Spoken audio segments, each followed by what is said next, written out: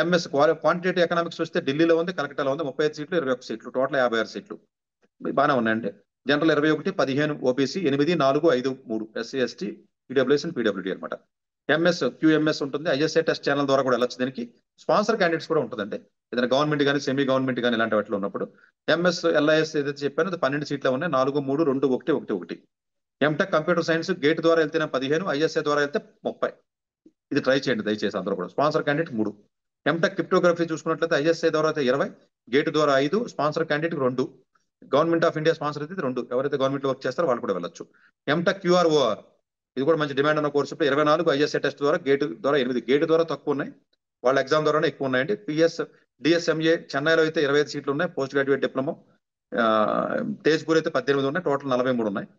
North east local అయితే 18 సీట్లు ఉన్నాయండి. పీజీ డిఏఆర్ ఎస్ఎంఏ ఏదైతే ఉందో 18 సీట్లు ఉన్నాయి. అలాగే పీజీ డిఏఎస్ ఉంటాయి, ఆన్లైన్ కోర్స్ అంటే 30 సీట్లు ఉంటాయి.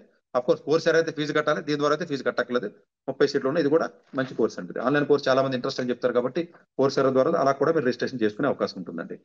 సెలక్షన్ ప్రొసీజర్ చూసుకున్నట్లయితే ఎగ్జామ్ ఉంటుంది, స్టాటిస్టిక్స్, మ్యాథమెటిక్స్ ఉండాలి.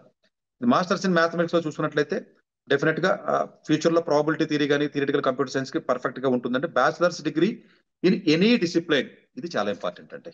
Bachelors in degree any discipline అనేది చాలా అండర్లైన్ చేసుకుంటుంది. సో డెఫినెట్ గా వేరే డిసిప్లైన్ చదవాలి, బట్ 11th 12th మ్యాథ్స్ చదివింటే సరిపోతుంది అంటది. సో మ్యాథమెటిక్స్ రిలేటెడ్ గా నేను చెప్పాను. మాస్టర్స్ ఇన్ క్వాంటిటేటివ్ ఎకనామిక్స్ ఏదైతే ఉంటుందో, బ్యాచిలర్స్ ఇన్ ఎనీ డిసిప్లైన్ అండి. ఎనీ డిసిప్లైన్ గురించి ఈ వీడియో చేస్తున్నాను నేను, ఎందుకంటే మీకు మిగతా వాళ్ళు కూడా ఎలిజిబిలిటీ ఉందనే ఉద్దేశంతో మీకు చెప్పాలని ఉద్దేశంతో. అలాగే మాస్టర్స్ ఆఫ్ సైన్స్ క్యూఎంఎస్ ఏదైతే క్వాలిటీ మేనేజ్మెంట్ సర్వీస్ ఉందో, ఇది కూడా బ్యాచిలర్స్ ఇన్ ఎనీ డిసిప్లైన్.